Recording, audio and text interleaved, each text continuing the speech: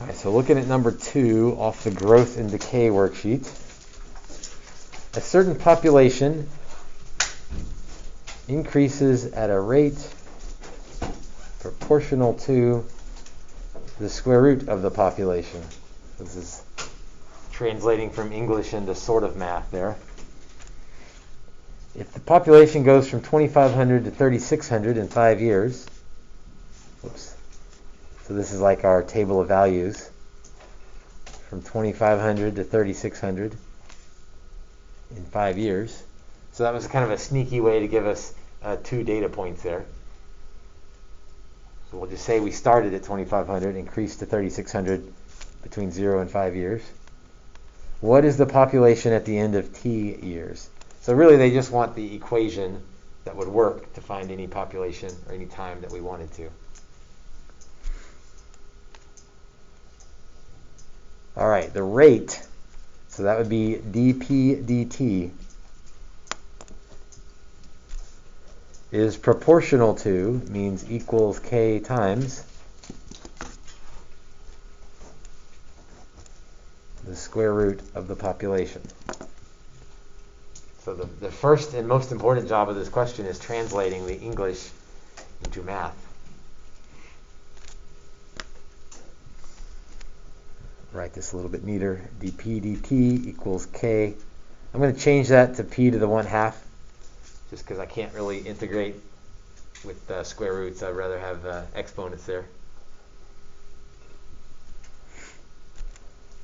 All right, separation of variables, so separate the variables. When I divide by p to the 1/2, I get p to the negative 1/2.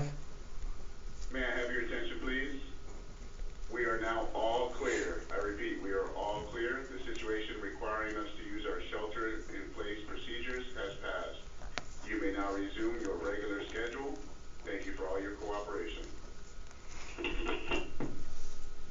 So move p over, it becomes p to the negative 1/2. Oh yeah, sorry people watching online. You got to participate in the shelter-in-place drill there. But the emergency has passed, so we're all good. Integrate both sides. The right-hand side looks familiar. It feels like it's always integral of dt, so kt plus c.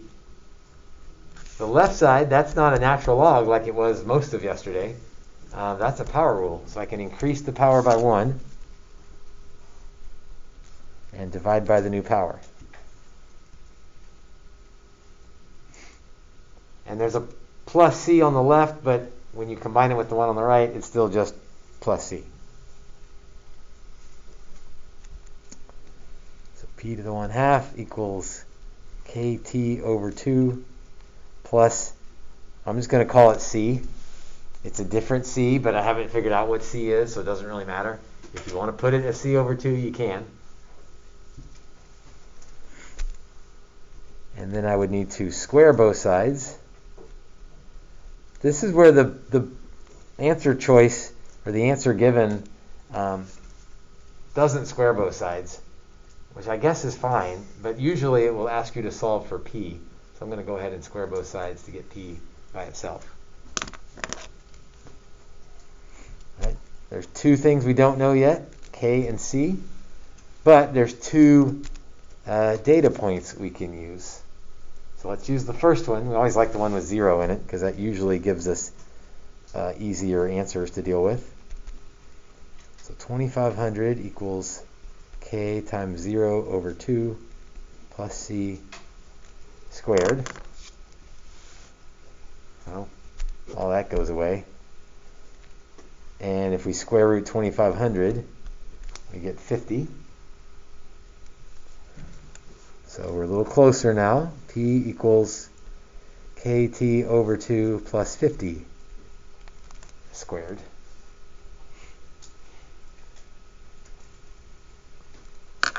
Now let's use the other data point, 5, 3,600. So 3,600 equals k times 5 over 2 plus 50 squared. Now just an algebra problem. Square root both sides.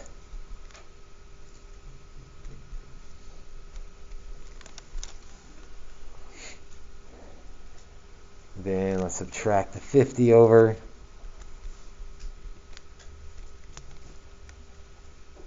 And then multiply by 2/5. So k equals 4.